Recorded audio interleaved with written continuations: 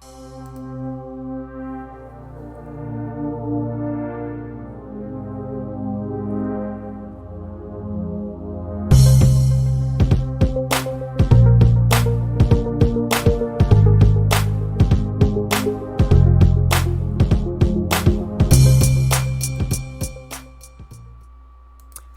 and welcome back to the channel. Well, I have a very interesting story that I'm going to be sharing with you. This story is interesting for a number of different reasons. First of all, you have a man who killed a young man because he was parked in his driveway. See, the thing is, he woke up in the middle of the night to go to the restroom and he saw this car sitting there, and so he went and grabbed his gun. And who wouldn't be alarmed at something like that? You see someone in your driveway, they weren't invited, they don't belong there, so you're going to go and grab your weapon, which is a very normal response.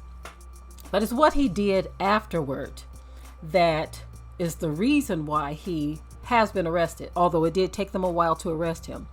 The young man that he shot and killed, he's in the image, he's from Morocco. Okay, so this man took his life. I want you all to listen to the details and you'll see why this one is kind of tough, in the sense of him feeling like he's protecting his household, but at the same time, he overstepped where he was supposed to go, what his legal rights were. And of course, it seemed like at first the law was going to be on his side, because they usually are. Okay, most of us would be alarmed if a strange vehicle was in our driveway at nighttime. I mean, it's very frightening to even be in someone's driveway in the daytime, just to pull in, turn around, and because you may have made a wrong turn. It's frightening to do that. Okay? But at nighttime, I can see where someone would be concerned and may even get their weapon. But what he did afterward is why he's in trouble. So anyway, take a listen at this and I will be right back. A Texas man who reacted to an unknown car in his driveway by fatally shooting the driver was charged last week with murder. The man, Terry Dwayne Turner, 65, was arrested Friday and charged with murdering Adil Dgui, the Caldwell County Sheriff's Office said. Deputies had responded to reports of a shooting in Martindale, about 40 miles south of downtown Austin, at around 3:30 a.m. on October 11th and found that Dgui had been shot in his car. He was pronounced dead at a hospital. Turner told police that he had awakened in the middle of the night to use the bathroom and saw a car he wasn't familiar with in his driveway. Turner said that the car's headlights were off and that he went to get his gun. When he went back to check on the car, the headlights were back on, and the car began to rapidly accelerate in reverse, the affidavit said. Turner chased the car, broke the driver's side window with his gun, and then shot through it, it said. When he called police, he said, "I just killed a guy and tried to pull a gun at me, I shot." Police did not find a gun in the Dgui's Audi. Dgui immigrated to the U.S. from Morocco in 2013 and received a master's degree in financial analysis from Johnson and Wales University in Rhode Island, according to the Council on American Islamic Relations, or CAIR, which is advocating for a thorough investigation. After Turner's arrest, CAIR Austin Executive Director Faizan Syed said, "We welcome the arrest, but our work is not done.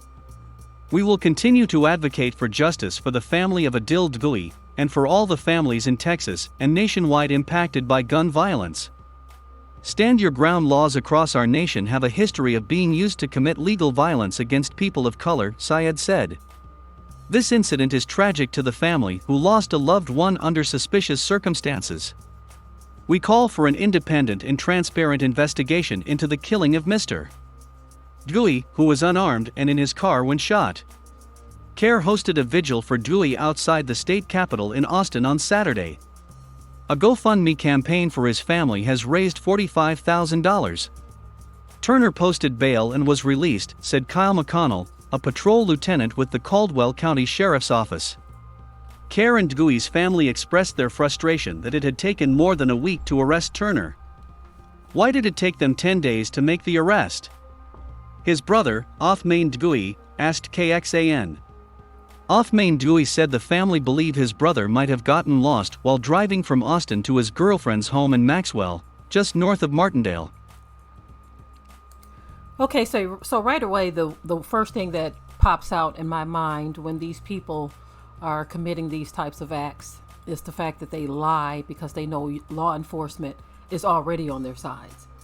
They already know that if law enforcement gets there to the scene and look at them and look at the victim, they already know, oh, they're already on my side just upon arrival.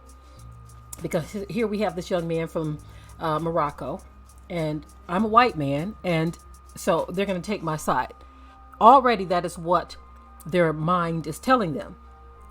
And he was almost right, because it took them a while to even arrest him, even though they found no gun. So are you telling me that no one's mind said, well, you lied about the gun?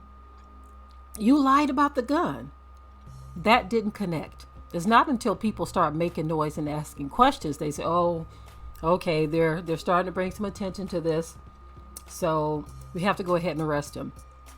But he's using stand your ground, whereas he went after and pursued this young man.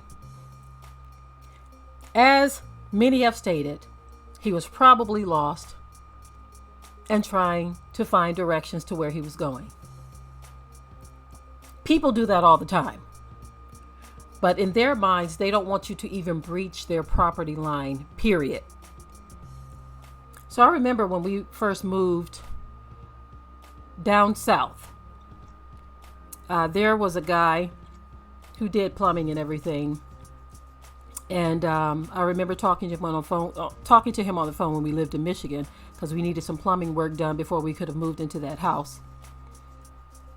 And he thought I was white, because I put on a certain voice when I try to take care of certain business, right? And so he was telling us to make sure we fence up our whole yard. And he also says if any N-word ever sets foot on his grass, he is going to blow their brains out. Okay, to some of my white viewers, help me understand that. If someone sets foot on your grass, there's this urge and this need and desire to blow their brains out. Help me understand that. Because that seems to be way over the top. Someone help me to understand that. Why do you feel the need to blow someone's brains out over that? Anyway, in this case, this young man lost his life because this man pursued him, not because the young man was a threat. Now, I don't think that he was wrong for going to get his gun just in case this young man was trying to scope him out or break in on him. But when you saw he was leaving the scene, why did you pursue the vehicle, break his window, and shoot and kill him? That's what I want to know. Okay, in the comment section below, please light it up, but keep it tight and keep it right. Tell me your thoughts, but until next time. We hope you liked today's topic. Please leave your comments below. If you haven't already, subscribe to the channel, share it like this video, and with that, we're out. Be sure to ring the bell to be notified of new uploads on this channel, and also comment, share, like, and subscribe.